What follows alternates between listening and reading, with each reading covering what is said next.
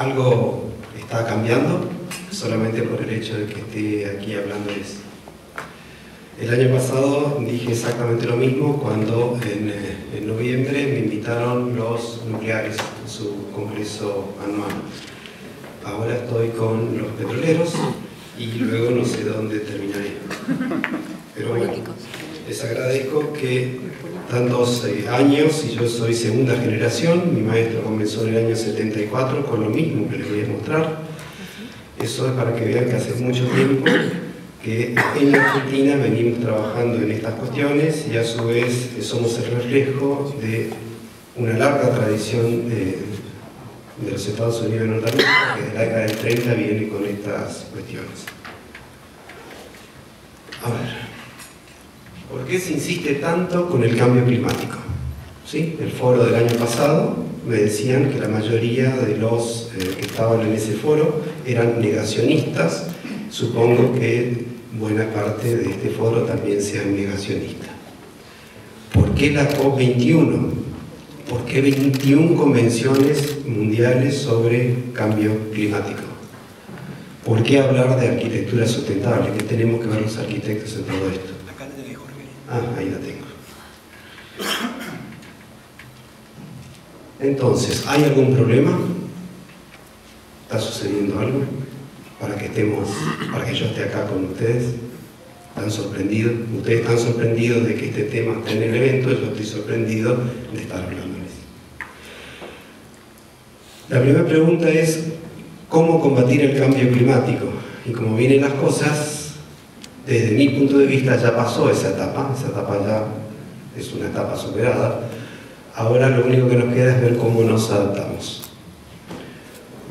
En mi opinión, lo más importante y lo que está faltando es educación, con lo cual hay que modificar las maneras en que se educa y se forma a los profesionales que tienen incumbencias en estos temas. Continuar investigando y transmitiendo resultados de investigaciones de décadas. Ensayando y errando, porque si no nos ponemos a hacer propuestas, construirlas y nos equivocamos, es imposible que sepamos cómo seguir avanzando. Lo mismo que ha sucedido con otras ramas de conocimiento, inclusive la petrolera, y de la cual no habría que ahondar ya que no es el tema. Otra cuestión importante es invertir en frugalidad y no en derroche. La Argentina se caracterizó por 50 años de invertir en derroche. Y así llegamos a la situación del día de hoy. No estoy hablando como funcionario. Otra cuestión importante es evitando emitir gases de efecto invernadero, al punto de que se habla de que hay que reducir al 80% y sin algunas últimas previsiones del Congreso de París ya el 90%. Eso quiere decir, si ustedes saben el tema que están, prácticamente parar el mundo. Y otra cosa más importante es dejar de construir insustentablemente, que es la manera en que construimos en el país. El año pasado, en noviembre, apareció esta noticia que me llamó mucho la atención y que decía que para el 2100 ese podría ser uno de los escenarios de la Ciudad Autónoma de Buenos Aires, solamente si subía 2 grados la temperatura. Las previsiones por ahora ya mencionan que se superaría largamente los 2 grados. ¿Por qué? Porque no se está haciendo prácticamente nada a nivel mundial. Luego, entrando a mapas donde se muestran escenarios, todos estos son de sitios de investigaciones americanas, muestra un pequeño cambio en el perfil de la provincia de Buenos Aires que no indica demasiado. Si nos acercamos, entonces vemos que sí hay impacto, o sea, todas las zonas que se anegarían en algún tiempo futuro, probablemente ninguno de los que estemos en esta sala lo veamos. Y luego, la siguiente muestra dónde está mi casa, que quedaría bajo agua, no para mí, sino quizás para mis nietos, que todavía no los tengo.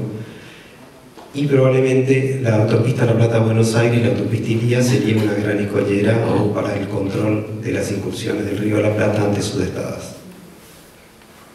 Los pronósticos de catástrofe ya Uno no deja de ver todo lo que va sucediendo en todo el mundo, y hasta algunos parecen películas de terror o de catástrofe, de cine catástrofe barato de Hollywood, cuando uno ve tornados, ¿sí?, en Alemania.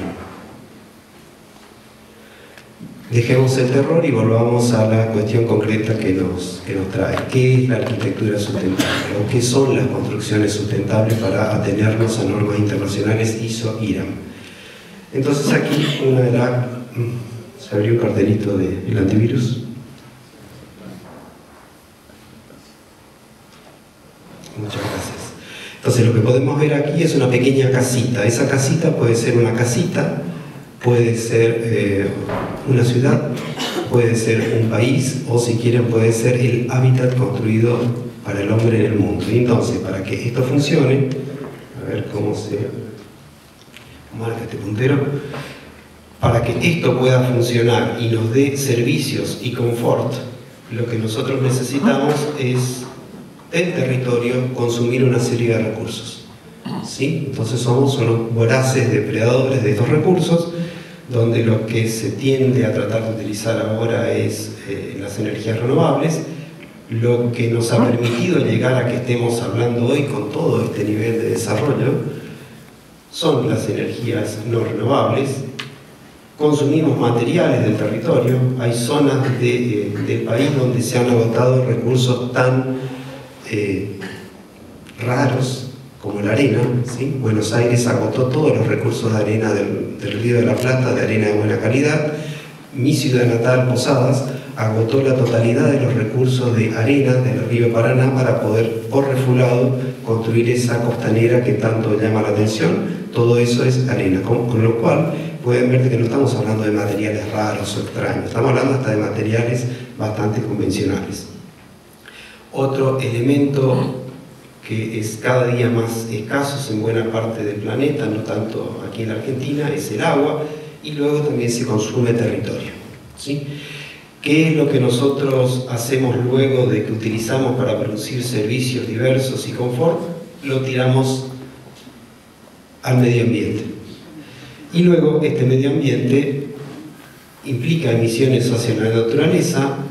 Luego se habla de reciclar, pero hasta el reciclado tiene un límite, y también tenemos emisiones desde la naturaleza, y eso ya tiene que ver con contaminación sonora, contaminaciones visuales y un montón de contaminaciones de las ciudades, siempre teniendo en cuenta que el mundo va hacia más de un 80% de la población concentrada en ciudades, con lo cual si la gente deja el campo y viene a la ciudad, prácticamente todo pasa a ser un problema de los que tenemos incumbencias en construir esas ciudades.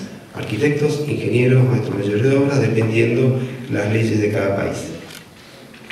Entonces, el modo en que nosotros nos desarrollamos desde 1870 hasta la actualidad ha sido comenzar a sacar petróleo desde 40 metros de profundidad, y ahora todos aquí seguramente hablan de fracking, shale y cosas de estas, y estamos sacando desde 1000, 2000, 3000, 4000 metros de profundidad, desde los sequitos. Entonces, este elemento que fue el que nos permitió desarrollarnos, permitió que todo lo que nosotros conocemos funcionara y además nos moviéramos. Esto es lo que se denomina el modo de desarrollo convencional o arquitectura convencional. Desde 1930 a la actualidad comenzó a desarrollarse un concepto de arquitectura solar pasiva. Luego hubieron muchos fondos de parte de las Fuerzas Armadas de los Estados Unidos durante el periodo de la Guerra Fría, ya que se decía que ante un holocausto nuclear en algún momento la gente tenía que salir a la superficie, no iba a encontrarse con casi nada, y entonces lo único que iban a ver era el recurso gratuito, el sol. Entonces, a partir de ahí se desarrolló muchísimo lo que tiene que ver con la energía solar pasiva y activa. Esto desde la década del 50 a la actualidad. En los años 70 cambia la realidad mundial. Un grupo de países poseedores en ese momento de las mayores reservas de petróleo decide que no quiere que le sigan pagando monedas por su recurso, y entonces genera la crisis del 73. En ese momento algunos arquitectos en Estados Unidos siempre, como David Wright, propone que había que cambiar este modelo. Desde los años 90 esto cambia hacia la visión de la sustentabilidad y donde a los esquemas anteriores incorpora que hay que generar energía en el sitio, hay que captar las aguas pluviales y luego hay que continuar con el aprovechamiento del sol. Todo esto siempre como concepto. Si nos venimos a nuestra región, ya que más del 90% de la población del país está en un clima templado, nuestro mayor problema son las cubiertas, y entonces si nosotros con vegetación o con cubiertas de sombra controlamos la mayor parte de las incidencias de la energía solar sobre los edificios, por debajo podemos aprovechar un montón de estrategias que nos permiten que el edificio requiera menos energía para funcionar. En teoría no sería necesario utilizar aire acondicionado en la mayor parte de esta región. Con los años, desde becario y con otros becarios y siguiendo avanzando, esto es el año de construcción de viviendas, 1930 hasta el año 2000. En viviendas de unifamiliares encontramos que con el correr de los años la construcción no mejoraba, sino que empeoraba. Entonces ahí acuñé un término que implicó que siempre me rechazaran artículos porque estaba mal escrito, y era que los arquitectos habíamos creado peoras, ¿sí? Entonces somos muy habilidosos para modificar las condiciones del hábitat, y entre ellas habíamos generado esta pendiente donde hacia aquí es peor calidad, mayores emisiones de gas de efecto invernadero y menor eficiencia energética. Y lo mismo sucedía, esto es por el trabajo de otra becaria, Cecilia Corredera. Aquí tenemos los edificios significativos, el edificio Comega, que lo tienen ahí en el bajo, las torres Chacofi, Conurbán, IBM, Puerto Madero, las torres gubernamentales de La Plata, las térmicas dentro de viviendas de clase media en la región de Gran La Plata. Estos son las condiciones exteriores de temperatura, y entonces lo que podemos ver es que prácticamente no hay confort aún en clase media, que podía pagar tarifas subsidiadas. Una de las casas, para no mostrar todas. Si nos vamos a otro extremo, podemos ver una noticia que dice, sí, el edificio de oficinas más sustentable del planeta, o bla, bla, bla, y nos encontramos con una torre de cristal. Entonces uno dice, me están engañando. Justamente hoy, cuando bajaba de la autopista, veía que a la bajada de la autopista 25 de mayo y 9 de julio, un edificio que mencionaba primer edificio platino de la ciudad de Buenos Aires, y lo primero que hice fue una radiografía rápida y no era diferente a esto, ¿sí? Lo que pasa es que cuando uno dice platino está hablando de Green Building, el protocolo LEED americano, que en mi opinión es una especie de es un gran fraude. Cuando vemos esto, vemos que está en Europa son un poquito más serios con estas cuestiones, y entonces nos pasamos a la siguiente y comenzamos a ver de que dice que genera toda la energía necesaria para el calentamiento y refrigeración a partir de un sistema de almacenamiento de energía térmica en los acuíferos, ¿sí? Que es una tecnología muy conocida en Europa y también en grandes universidades americanas. Toda nuestra región, incluyendo la ciudad de Buenos Aires, si quisiera, podría con bastante facilidad utilizar este sistema. De hecho, lo propuse y está en construcción un edificio para la multinacional francesa Saint-Gobain en Yavallol, en el sur de Loma de Zamora, y que el único dispositivo que está detenido por la provincia que represento, por la Autoridad del Agua, es justamente el sistema de climatización por acuífero. Eso quiere decir de que se nos permite sacar toda el agua que querramos y tirarla, pero no se permite en acuíferos que ya están contaminados de baja profundidad, 40 metros, poder hacer un reciclado. Solamente es un ciclado de agua, y entonces uno lo que hace es acumula este fresco que tenemos invernal para el verano, y luego en el inverso el calor del verano lo acumulamos para el invierno. El sistema se dimensiona como si fuera un sistema térmico más. Eso todavía no está permitido. El segundo edificio está en la ciudad de La Plata y tampoco todavía contamos con la autorización. ¿Qué es importante? Que ya se pueden construir edificios que prácticamente prescindan de energía adicional para funcionar, no así para construirlos. Ese es otro tema, los materiales. La pregunta es, ¿podemos tener edificios similares diseñados por arquitectos, ingenieros y físicos argentinos? Mi respuesta es sí, solamente hay que poder hacerlo y tener el primero que se mida, que se muestre, que se pruebe, que se vea que no contamina, y a partir de ahí, si se cree conveniente, entonces se continúa con estas tecnologías. Prácticamente todo lo que está construido en Argentina es de tal ineficiencia energética que compromete periódicamente el sistema energético y la economía del país, ya que aquí nos enorgullecemos desde un punto de vista político, no este gobierno todavía, así como estoy diciendo, ya que yo soy parte, habría que ver cómo esto evoluciona. Se enorgullece de que el indicador de que la economía está funcionando es que creció la demanda de energía, y eso es una actitud suicida. Si queremos ver por el lado opuesto, les invito a que vean la Agencia Internacional de la Energía, cómo es la matriz energética y la evolución en el tiempo de Alemania, por ejemplo, que es un país que está quebrado, es el único país quebrado de Europa, ¿sí? Y el único país que realmente funciona es Grecia. Todo esto por el absurdo. Y entonces van a ver de que en los años 70 se comprometieron a que iban a contener la demanda de energía porque eran muy débiles y vulnerables ante los recursos que venían o del norte de África o desde el este, desde Rusia. Y entonces, hoy en día no se puede construir ningún edificio que no genere más de lo que pida al sistema. Eso se denomina edificios de energía plus. Esa es la realidad actual. Y entonces uno puede ver de que mientras en Argentina este es el tipo de curva que tenemos, en el caso de Alemania venían con lo mismo y luego hacia abajo. Estados Unidos es un país muy particular, muy extraño, ahí reina la democracia, los ciudadanos tienen buena parte del poder y uno puede encontrarse con estados derrochones y que se enorgullecen de ser derrochones como Texas, y encontrarse con otros que se enorgullecen de ser los más ahorradores como California. En ese equilibrio se genera que Estados Unidos mantiene una muy leve pendiente de crecimiento de sus emisiones.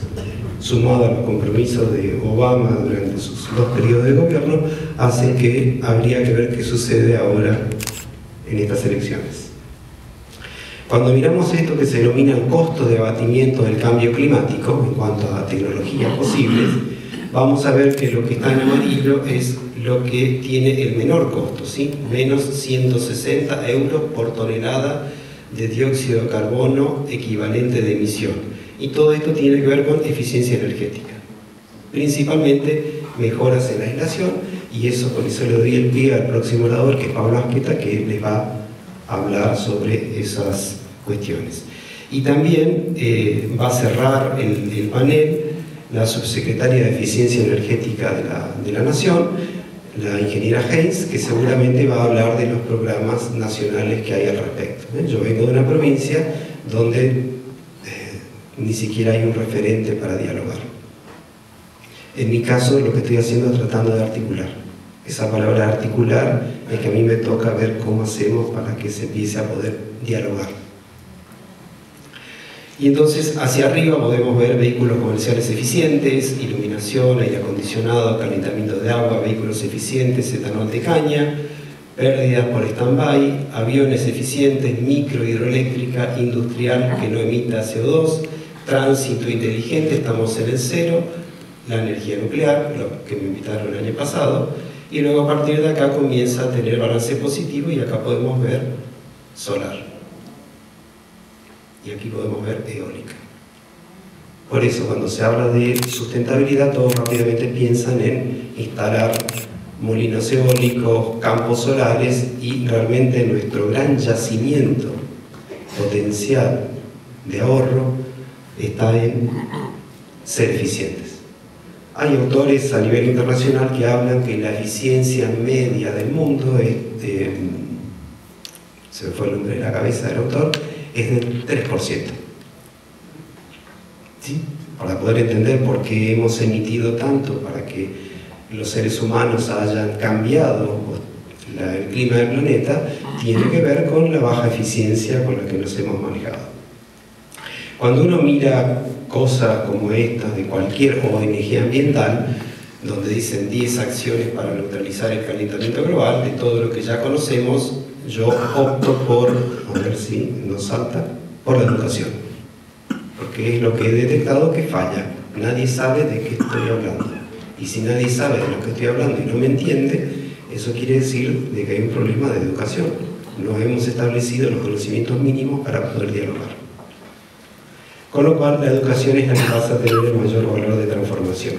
Respecto del uso de energía, se estima que la mitad, el 50% de la energía primaria consumida en el mundo es por el sector construcción. Eso quiere decir de que no se den cuenta de quién, si hay que buscar al culpable, mi comunidad es la que va a tener todos los números en la rifa, o por lo menos la mitad.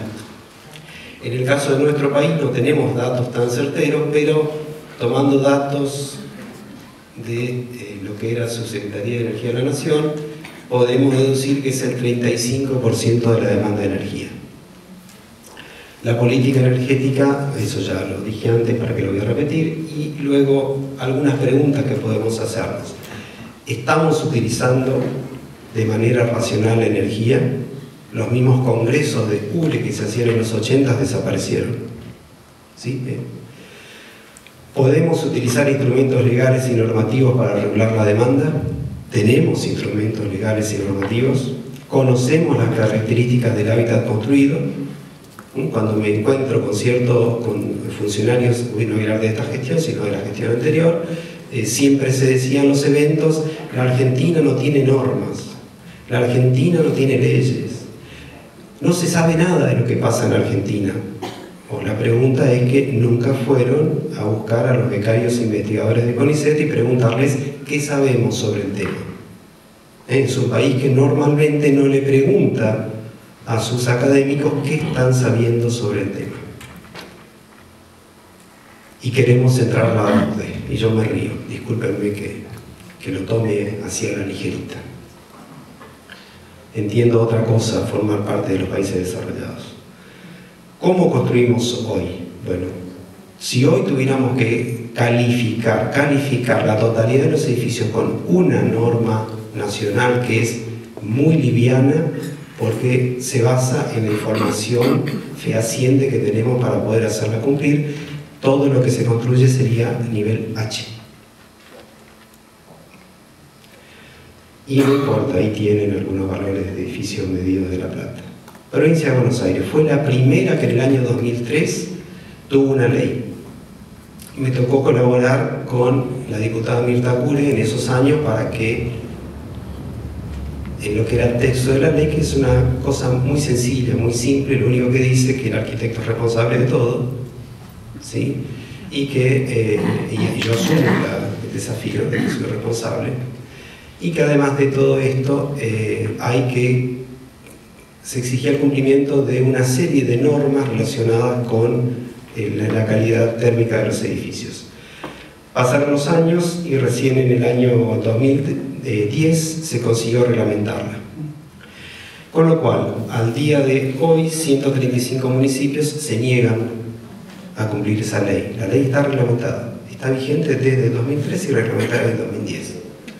Los colegios profesionales hacen como que no existe. Incluso mi propio colegio, en el cual he dado muchas charlas y no cada presidente que viene le vuelvo a lavar la cabeza, se arman cosas, comisiones, pero luego en los hechos, cuando uno va a los bifes, no sucede realmente nada. 2 o 3 municipios del norte de la provincia de Buenos Aires transfieren la responsabilidad profesional. Les hacen firmar una declaración jurada donde dicen que se hacen responsables de todo, el arquitecto firma y le ponen un sello, cumplió con la ley. Y hay cosas más horrendas donde los municipios hasta han dejado de inspeccionar las obras.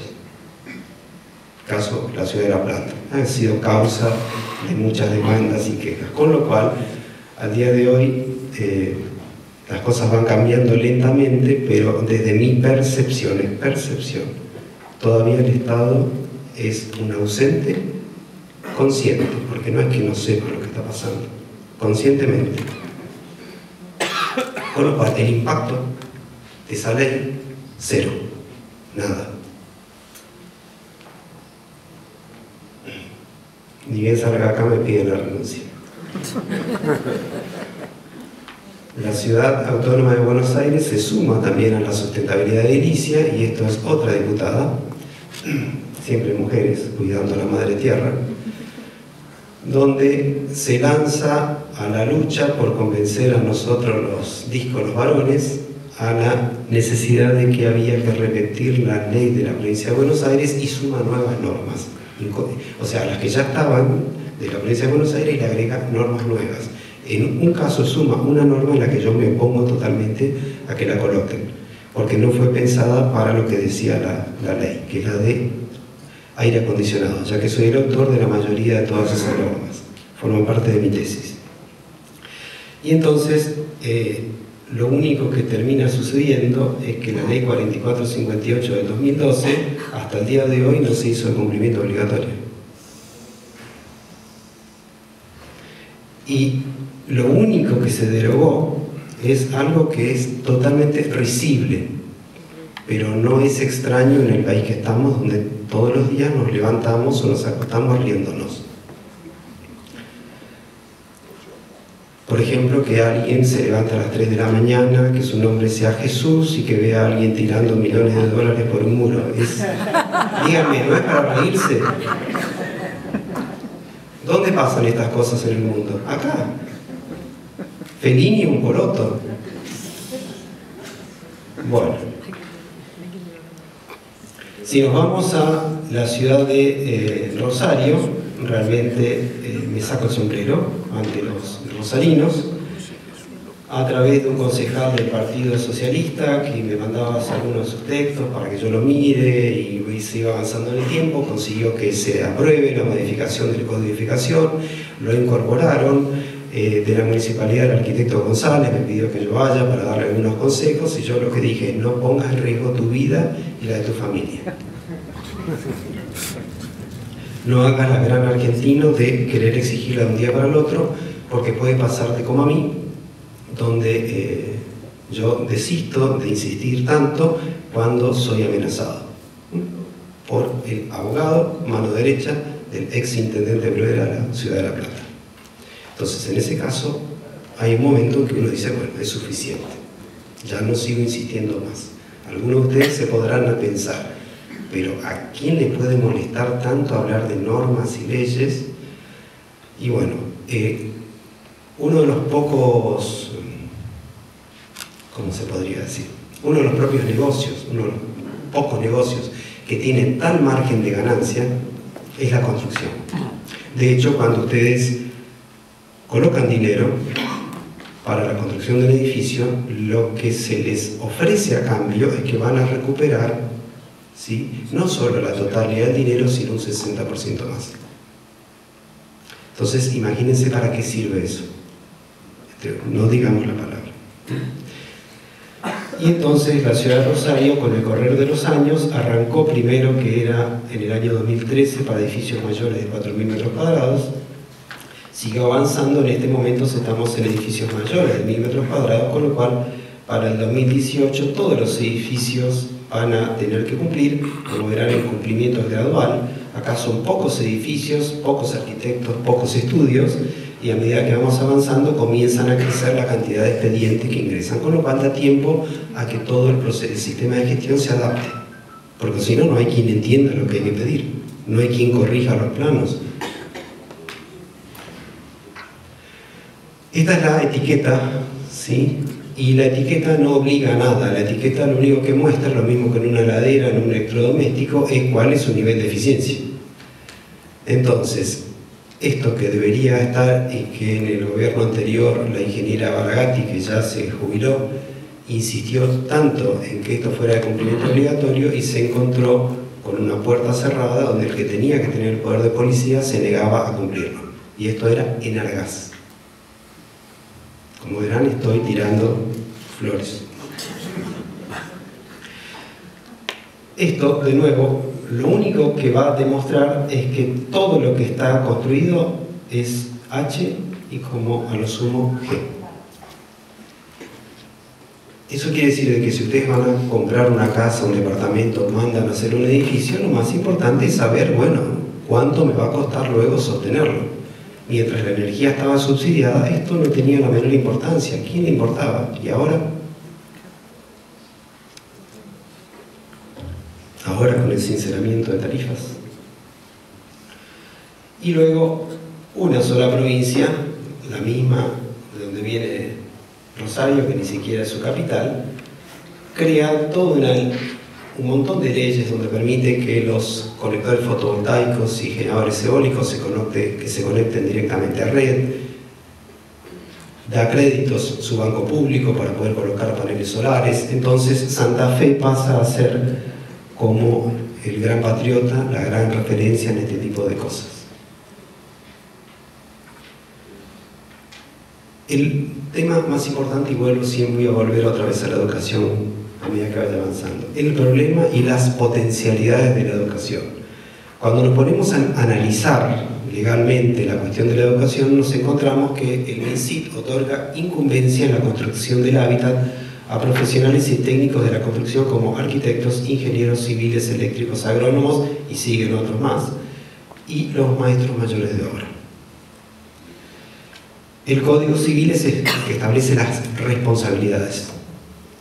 El ex Ministerio de Obras y Servicios Públicos, mediante el pliego de bases y condiciones del año 56, estableció lo que se denominaron las reglas del arte de la construcción, cuando en el 54 se viene abajo la ciudad capital de la provincia de San Juan, y entonces hay que reconstruirla. En ese caso, Perón, ante el caos, el lío de cómo se iba a reconstruir y que no lograban avanzar, instruyó que por ley saliera que había una manera de construir en Argentina, y eso es lo que nos regula hasta el día de hoy.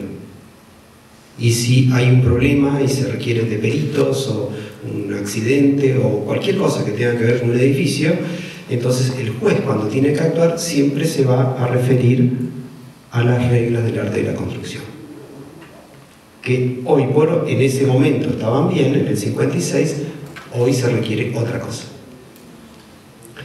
Las universidades de forma autónoma, ¿sí? Acá me echan de la universidad después de que digo esto, deciden el contenido curricular, y yo como profesor a su vez decido qué quiero enseñar. Con lo cual el que tiene el poder último es el profesor titular, ajustándose a lo anterior. Con lo cual uno mira en los fundamentos del decreto reglamentario del pliego de bases y condiciones, y se encuentra prácticamente con una especie de mezcla entre lo que es el contenido de las carreras de ingeniería civil y de arquitectura. Si uno los separa así, se encuentra con los programas de formación en Argentina de arquitectos e ingenieros. Y desde los años 90 son evaluados periódicamente por el CONEAU, pero como la universidad es autónoma en la definición, entonces solamente regula que se cumplan ciertos papeles y cosas. ¿Incluyen en su formación contenido obligatorio en sustentabilidad y eficiencia energética? No. Entonces, si el que tiene que hacerse cargo de la construcción de manera obligatoria, podría saltar acá algún profesor de la UBA como Martin Evans y decir: en mi cátedra se enseña, sí, pero es una cátedra electiva, no es obligatoria. De manera obligatoria en los contenidos no existe la eficiencia energética, y mucho menos la sustentabilidad. Esto se correlaciona con la realidad que hemos venido auditando a lo largo de 30 años de la baja eficiencia energética. Con lo cual, dado que es tan complicado que se cumplan las normas, que se cumplan las leyes, hace 2 años propuse un mecanismo simplificado, ya que el modelo argentino de la construcción del hábitat se basa en que se construye igual en todo el país, desde Ushuaia hasta La Quiaca y desde Iguazú hasta, no sé, hasta Cristo Redentor, donde quieran. Se construye igual.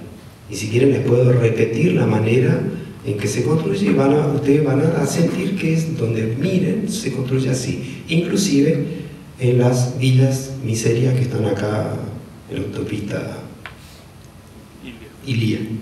Es que hay dos Ilías, está la Ciudad de Buenos Aires y la que va a La Plata.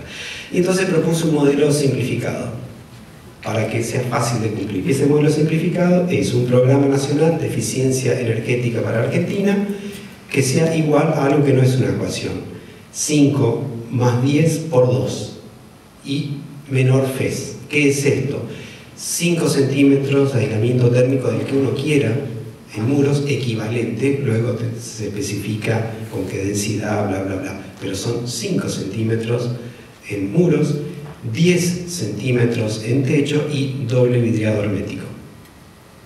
Las paredes prácticamente son de papel, donde todos los departamentos que se construyen, los muros chorrean y condensan, ¿sí? Entonces es un importante salto.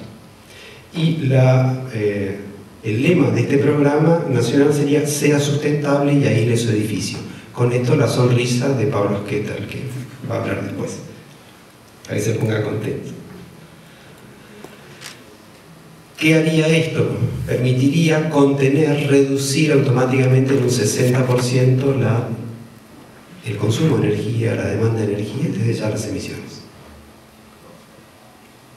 Eso permitiría ahorro de energía en climatización, encendería menos el sistema de calefacción y el aire acondicionado, se generaría trabajo, habría actividad económica, habría aumento en la recaudación por la enorme diversificación de los rubros que aparecerían, habría uso de materiales de fabricantes nacionales y alta cooperación del sector empresario y colegios profesionales, ya que si esto se implementa, lo que representa Pablo, estarían felices de colaborar sin pedir nada a cambio, ya que se vendería mucho más aislantes térmicos que antes.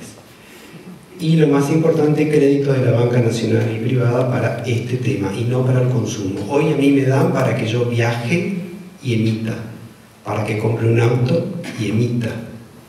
Todos los créditos que se dan hoy son para que yo emita. Habría que invertir la situación y que haya créditos para emitir menos. No para no emitir, para emitir menos. También podemos preguntarnos cuánto ahorramos en calefacción, y esto, lo que se ve por acá, es desde 0 grados días. Los grados días año es un indicador del nivel de frío que hace en una determinada localidad. Nosotros aquí en Buenos Aires estamos más o menos en este punto, que es un poquito menos de 1990 grados días año, y esta línea es la que marca la manera convencional de construir. Con lo cual uno solamente ingresando la localidad donde uno se encuentra, viene hasta aquí y en construcción convencional tiene un estimado de cuántos kilowatt-hora metro cuadrado año se requiere en calefacción.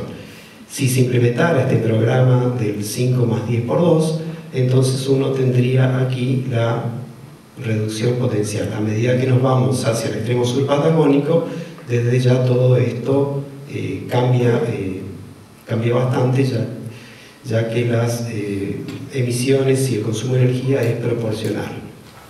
Entonces yo pensaba, si yo estaba pagando de gas en la factura del año pasado 140 pesos en mi casa, que ya es eficiente, y me vino 700 pesos, y decía, Dios mío, ¿qué habrá sucedido en la Patagonia? Y ahí aparecían 15.000, 20.000, 25.000, 30.000 pesos.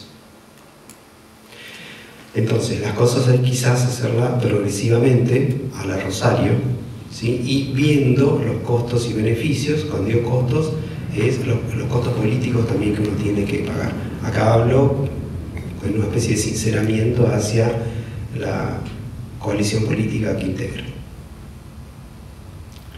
¿Cuánto podríamos dejar de emitir por metro cuadrado construido? Bueno, con esta misma grafiquita se podría ver cuánto menos se podría emitir por metro cuadrado que se construye a partir de aquí, o por la cantidad de metros cuadrados que se mejoren, etcétera, etcétera. Todo con este sistema de solamente agregar un poquito más de aislamiento térmico. ¿Cómo estamos con otros países? Ya estoy terminando. Argentina A es si pusiéramos un sistema con termostato, nos fijamos por ejemplo en 20 grados y dejamos que todo el año el edificio esté a termostato.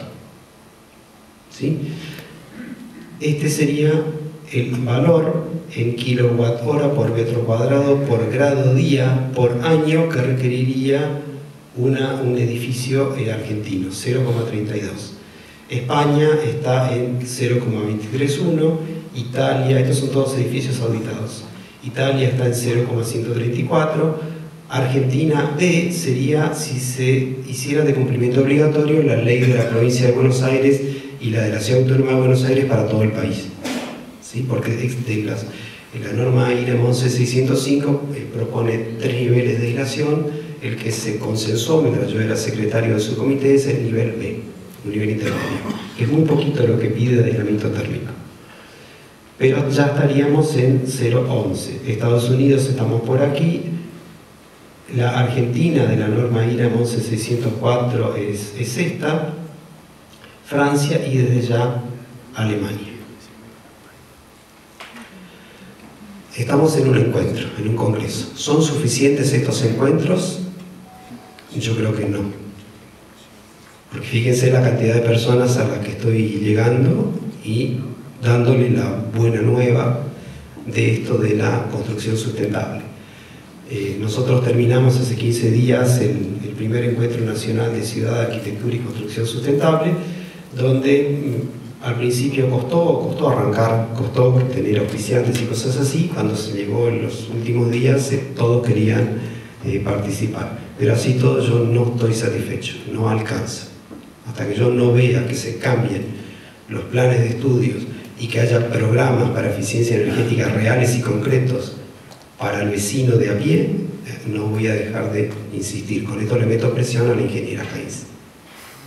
A modo de conclusión, la situación ambiental de edilicia nacional es seria a desesperada, y ahí tiene la carita triste. ¿Sí? El país posee instrumentos de regulación, carita sonriente, y no los usa, carita triste. Falta educación y formación continua, carita triste. Hay escasos casos de aplicación, carita triste, porque todos me preguntan, está bien, yo invierto y hacemos las cosas mejor, decime dónde hay algo construido para poder ver. Hay pocos casos para poder mostrar, por eso hay que experimentar y equivocarse, y sobre eso aprender. La provincia de Buenos Aires se necesita un programa nacional activo y continuo sobre construcciones sustentables. La provincia de Buenos Aires fue pionera en el 2003 sobre eficiencia energética, pero hasta el día de hoy no hizo nada. Hoy Rosario es pionera, carita sonriente, para que se ponga contento Pablo Asqueta. Debería incorporarse su cumplimiento en todos los códigos de edificación y, por supuesto, reformar el pliego de bases y condiciones de la obra pública. No se puede seguir con pensamientos para que los edificios no se caigan, que es lo que se pensó para el año 56 después de un terremoto. Ahora hay que pensar en que lo que no se tiene que caer es la economía del país por la manera en que se construye. No se puede hablar de sustentabilidad porque si no nos quedamos en que solamente hay que poner lo que tenía ese edificio en la bajada de 9 de julio y 25 de mayo, unos ridículos paneles fotovoltaicos y un panel de agua caliente solar de adorno prácticamente en el techo. Después el resto del edificio probablemente es convencional. Eso sí, seguramente tiene bicicletero. No se rían, porque el bicicletero da un punto. Y seguramente tiene zócalos de madera. ¿Por qué? Porque eso da un punto, ¿sí?, para la acreditación. Entonces, no se puede hablar de sustentabilidad sin eficiencia energética. Como yo estoy hablando acá con ustedes, entonces yo entiendo, y el año pasado le hablé a los nucleares, y un poco antes de eso hablé en el gobierno anterior 2 veces, en la jefatura de gabinete de ministros, hablé. Una cosa es hablar y otra cosa es que se tomen las cosas con un cierto interés. Se percibe un incipiente interés por parte de políticos colegios profesionales, ya por lo menos se habla de sustentabilidad, cámaras empresariales de la construcción que hablan sobre el tema y no digo qué hacen después, inversores, no así en la forma de arquitectos e ingenieros sustentables. En mi opinión es por desconocimiento. Y si hay desconocimiento, ¿qué hay que hacer? Educar y formar. También hay intereses creados. ¿Sí? Esos intereses creados son los que hacen que desde hace 7 años, desde que yo por problemas de salud renuncié a estar en IRAM, impiden que las normas se actualicen. 7 años sin que las normas se puedan actualizar. ¿Por qué? Porque hay intereses creados. E inclusive hay temores. A veces los políticos tienen temor de aplicar estas cosas porque no saben cómo llevarlo adelante. Hay que experimentar y equivocarse. Tanto se habla de inversión de riesgo, el Estado también, en mi opinión, tiene que hacer una inversión de riesgo y tirarse al vacío. Y confiar en la capacidad de los académicos argentinos que podemos y entendemos qué es lo que está pasando.